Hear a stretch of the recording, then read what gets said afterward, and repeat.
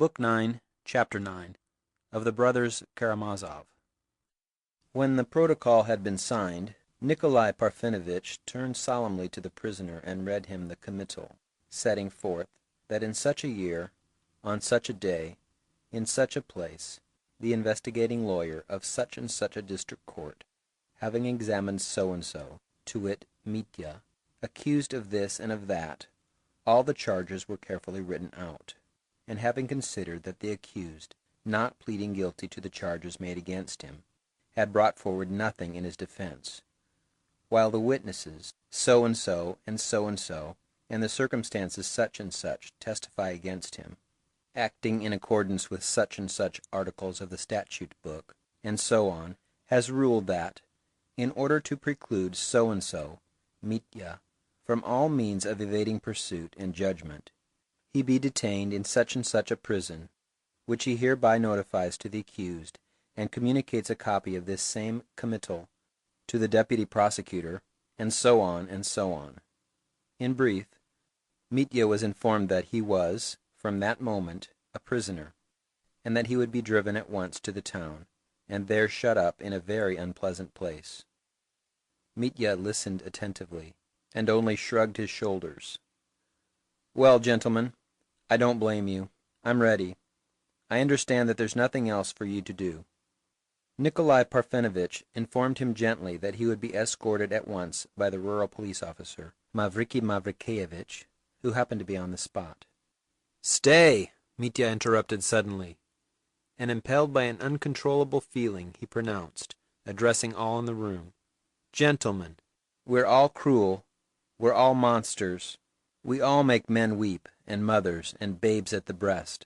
But of all, let it be settled here, now, of all I am the lowest reptile.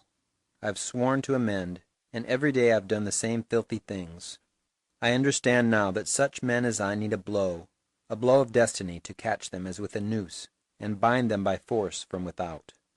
Never, never should I have risen of myself. But the thunderbolt has fallen. I accept the torture of accusation, and my public shame. I want to suffer, and by suffering I shall be purified. Perhaps I shall be purified, gentlemen? But listen, for the last time, I am not guilty of my father's blood. I accept my punishment, not because I killed him, but because I meant to kill him, and perhaps I really might have killed him. Still, I mean to fight it out with you. I warn you of that. I'll fight it out with you to the end, and then God will decide. Goodbye, gentlemen. Don't be vexed with me for having shouted at you during the examination. Oh, I was still such a fool then. In another minute I shall be a prisoner, but for now, for the last time, as a free man, Dmitri Karamazov offers you his hand. Saying goodbye to you, I say it to all men." His voice quivered and he stretched out his hand, but Nikolai Parfenovitch, who happened to stand nearest to him, with a sudden, almost nervous movement, hid his hands behind his back. Mitya instantly noticed this and started. He let his outstretched hand fall at once. "The preliminary inquiry is not yet over," Nikolai Parfenovitch faltered, somewhat embarrassed. "We will continue it in the town, and I, for my part, of course, am ready to wish you all success in your defense. As a matter of fact, Dmitri Fyodorovitch, I have always been disposed to regard you as, so to speak, more unfortunate than guilty. All of us here, if I may make bold to speak for all, we are all ready to recognize that you are, at bottom, a young man of honor, but alas, one who has been carried away by certain passions to a somewhat excessive degree." Nikolai Parfenovitch's little figure was positively majestic by the time he had finished speaking. It struck Mitya that in another minute this boy would take his arm, lead him to another corner, and renew their conversation about girls. But many quite irrelevant and inappropriate thoughts sometimes occur even to a prisoner when he is being led out to execution. "Gentlemen, you are good, you are humane. May I see her to say goodbye for the last time?" asked Mitya. "Certainly, but considering... In fact, now it's impossible, except in the presence of... Oh well, if it must be so, it must." Grushenka was brought in, but the farewell was brief, in a few words, and did not at all satisfy Nikolai Parfenovitch. Grushenka made a deep bow to Mitya. "I have told you I am yours, and I will be yours. I will follow you forever, wherever they may send you. Farewell. You are guiltless, though you've been your own undoing." Her lips quivered. Tears flowed from her eyes. "Forgive me, Grusha, for my love, for ruining you, too, with my love." Mitya would have said something more, but he broke off and went out. He was at once surrounded by men who kept a constant watch on him. At the bottom of the steps, to which he had been driven up with such a dash the day before with Andrew's 3 horses, 2 carts stood in readiness. Mavriky Mavrikyevich, a sturdy, thick-set man with a wrinkled face, was annoyed about something, some sudden irregularity.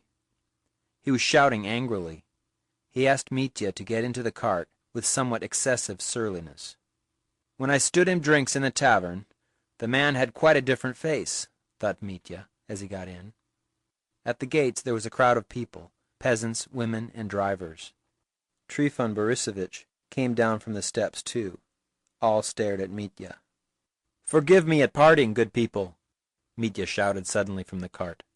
"Forgive us too," he heard 2 or 3 voices. "Goodbye to you too, Trifon Borissovich." But Trifon Borissovich did not even turn round. He was, perhaps, too busy. He too was shouting and fussing about something. It appeared that everything was not yet ready in the second cart, in which 2 constables were to accompany Mavriky Mavrikyevich. The peasant who had been ordered to drive the second cart was pulling on his smock, stoutly maintaining that it was not his turn to go, but Akim's. But Akim was not to be seen. They ran to look for him. The peasant persisted and besought them to wait. "You see what our peasants are, Mavriky Mavrikyevich. They've no shame," exclaimed Trifon Borissovich.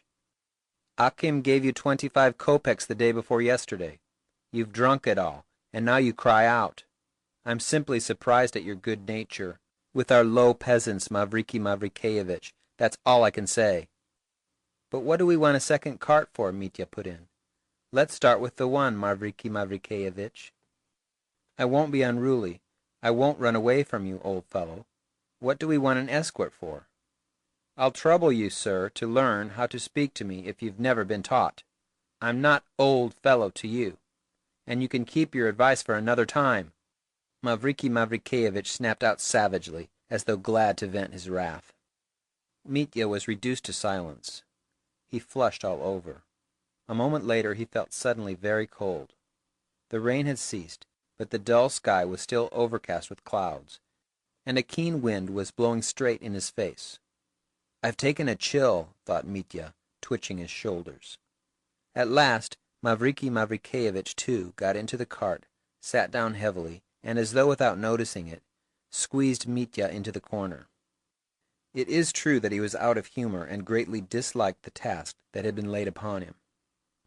"Goodbye, Trifon Borissovich," Mitya shouted again, and felt himself that he had not called out this time from good nature, but involuntarily from resentment. But Trifon Borissovich stood proudly, with both hands behind his back, and staring straight at Mitya with a stern and angry face. He made no reply. "Goodbye, Dmitri Fyodorovitch, goodbye!" He heard all at once the voice of Kalganov, who had suddenly darted out. Running up to the cart, he held out his hand to Mitya. He had no cap on. Mitya had time to seize and press his hand. "Goodbye, dear fellow. I shan't forget your generosity," he cried warmly.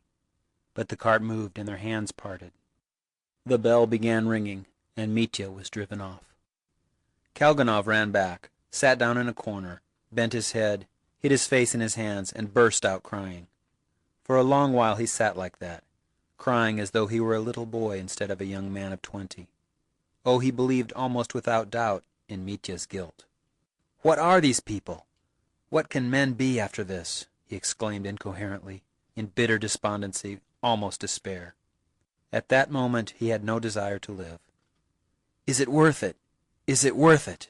exclaimed the boy in his grief. End of Book 9. End of Part 3 of the Brothers Karamazov.